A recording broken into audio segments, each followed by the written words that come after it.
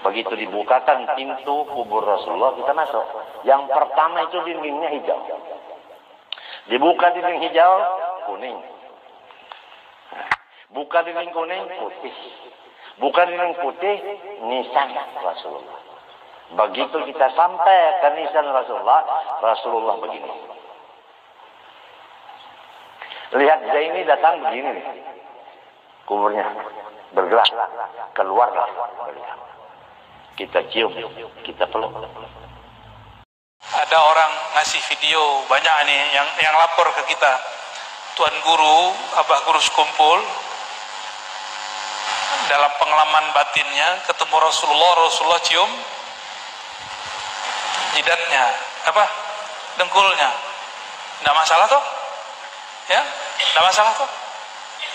Mencium dengkul, cium tangan, nggak ada masalah, nggak ada urusan. Itu tanda Rasulullah sayang. Ada videonya ditunjukkan. Itu bukan 1-2 orang yang lapor kepada saya. Ini gimana nih? Ini buktinya Abah Guru Sekumpul ini sesat ini. Kata ini orang. Waduh, ini orang nggak tahu ada yang lebih hebat dari itu. Nih contohnya. Sidi Syekh Ali Wafa di kitab disebutkan beliau melihat Nabi di hadapannya dan Nabi memeluknya.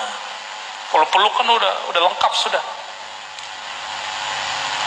Lalu beliau berkalam.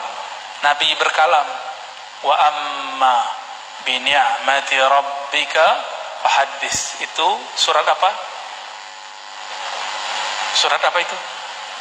Surat Duha. Masa Duha aja nggak apa? Kulhu aja ya. Adapun nikmat Rabbmu, maka hadis, ceritakanlah, ajarkanlah, sharinglah. Ini perintahnya. Adakah nikmat yang lebih besar daripada nikmat bertemu baginda Nabi Muhammad sallallahu alaihi wasallam? Tidak ada. Ketemu artis, orang foto-foto. Untungnya di zaman Nabi nggak ada foto. Kalau nggak mungkin orang minta foto terus. Ya, benar ya. Tapi ada murid suul adab, berusaha mau dapat foto, nggak dapat. Apa kata dia? Itu orang nggak wali, karena dia nggak foto sama saya. Jadi yang foto sama dia wali. Ada juga murid yang sedikit-sedikit selengean. Kalau dia wali, ini pasti dia salaman sama saya. Murid.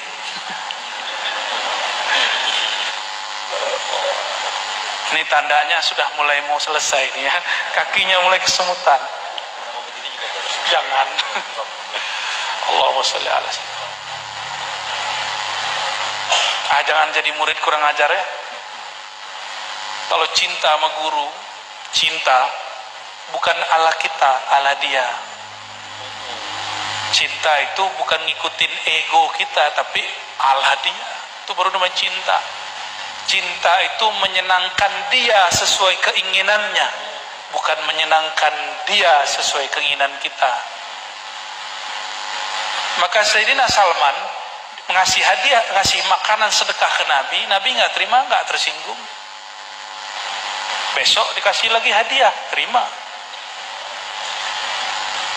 Saudara-saudari kemuliaan Allah, ini Sidi Syekh Ali Wafa bercerita bahwa dia dipeluk Rasulullah. Kata kawan yang ingkar, ini ngelewatin sahabat. Nabi wafat, nggak ada tuh keluar dari kubur terus meluk-meluk sahabat, nggak ada katanya. Ya salah. Dia nggak tahu, dia bilang tidak ada. Dia nggak tahu kalau sahabat-sahabat Nabi rata-rata yang tinggi-tinggi makomnya sebelum meninggal itu Nabi jumpai. Sayyidina Utsman sebelum meninggal dijemput Rasulullah. Ada riwayatnya.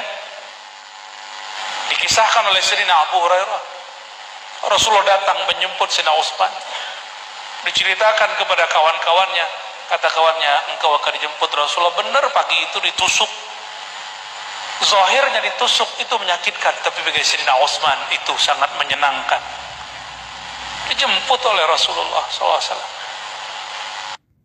Ceramah di YouTube ada salah seorang kiai mengatakan dalam ceramahnya bahwasanya beliau bertemu dengan Rasulullah dalam kondisi terjaga. Beliau katakan beliau mencium tangan dan meluk Rasulullah SAW. Apakah benar bisa bertemu Rasulullah SAW dalam kondisi terjaga? Jawabannya tidak benar. Ya. Sering saya sampaikan, Rasulullah SAW mungkin bertemu dengan kita dalam kondisi mimpi. mimpi kita bertemu dengan Nabi, itu mungkin. Kata Rasulullah SAW, man ra'ani fil manami faqad ra'ani, fa inna syaitana la yatamatsalu bi. Barang siapa yang lihat aku dalam mimpi, maka dia telah melihat aku, karena syaitan tidak bisa meniruku. Mungkin kita bertemu dengan Nabi dalam mimpi. Dan Imam Nawawi mengatakan, seandainya Anda bertemu dengan Nabi dalam mimpi sesuai dengan sifat-sifat Nabi, kemudian Nabi mengajarkan sesuatu di luar daripada syariat Nabi, maka tidak bisa diikuti.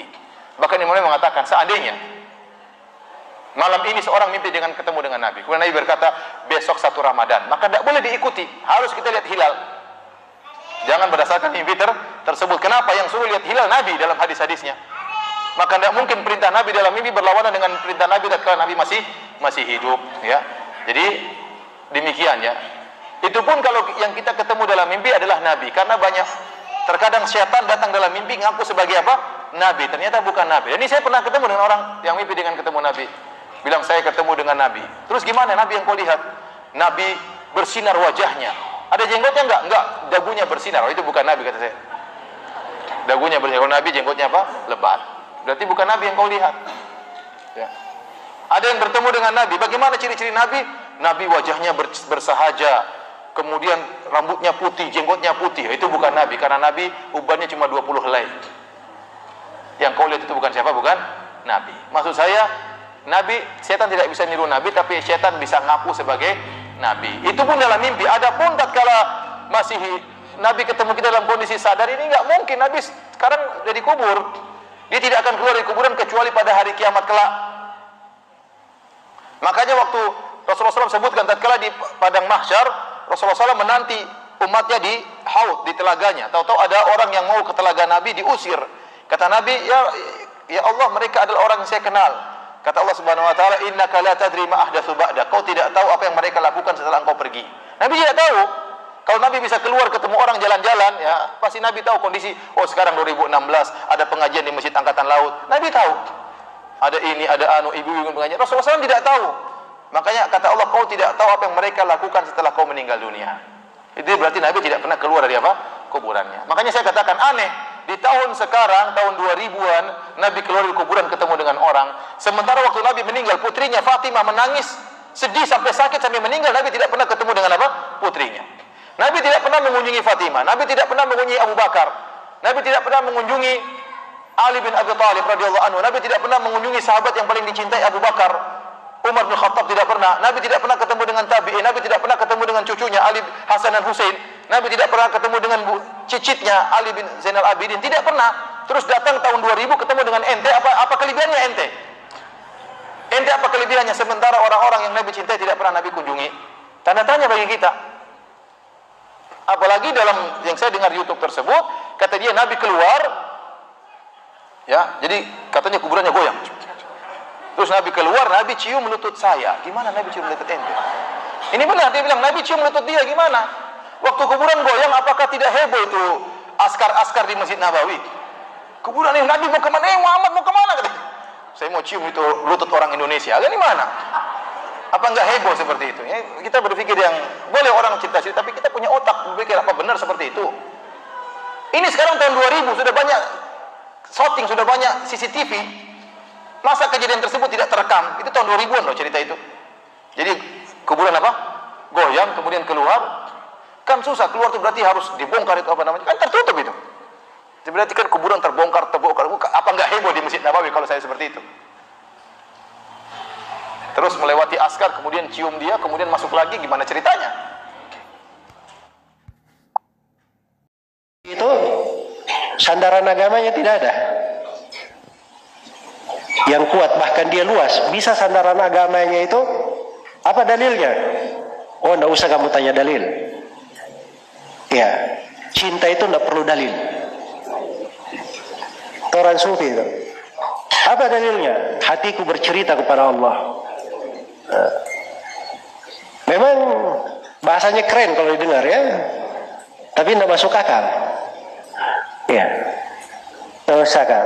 Mana suatu nggak ada dalilnya? Nabi dan para sahabat saja semuanya beramal dengan dalil. Baik, ini sufi itu jangan dipercaya. Ceritanya itu minta ampun kalau anda percaya.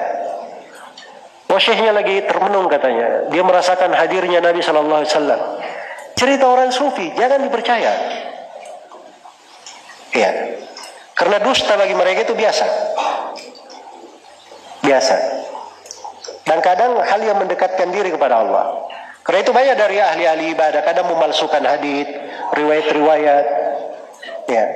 Dan kadang bisa memalsukan hadits, subhanallah. Seperti hadits populer tentang nur Nabi Muhammad, katanya di Musannaf Abdul Razzaq. Ya. Antum cari 100 tahun pun tidak akan ketemu hadits itu di Musannaf Abdul Razzaq. Dan heran juga saya, sedikit-sedikit ada masalah itu di Musannaf Abdul Razzaq. Ya. Padahal tidak ada riwayatnya di situ.